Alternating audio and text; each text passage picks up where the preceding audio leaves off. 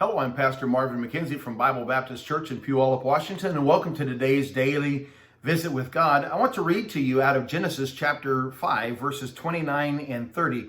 The Bible says, "And he called his name Noah, saying, This same shall comfort us concerning our work and toil of our hands, because of the ground which the Lord hath cursed. And Lamech lived after he begat Noah 595 years and begat sons and daughters." So the Bible says that Lamech, Noah's father, lived 595 years after Noah was born. If Noah was 500 years old when God called him and the flood occurred 120 years after that, then Lamech had only been dead about 25 years when the flood happened. Lamech would have been aware of God's grace to Noah. He would have been aware that Noah was building the ark, and he could have heard his own son's righteous preaching.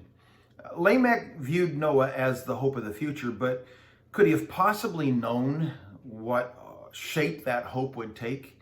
The Bible says that he begat sons and daughters after the birth of Noah, and obviously Lamech's other children, Noah's own brothers and sisters, were among those who rejected the message that Noah preached and refused the salvation that God had provided through the ark.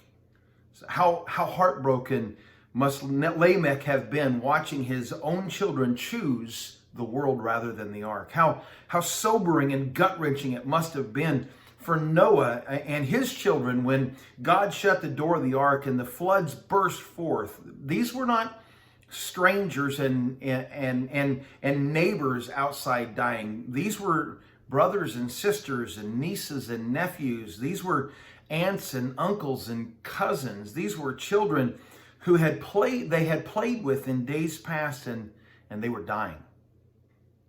No, they could have been saved, and Noah wanted them to be saved, but they refused.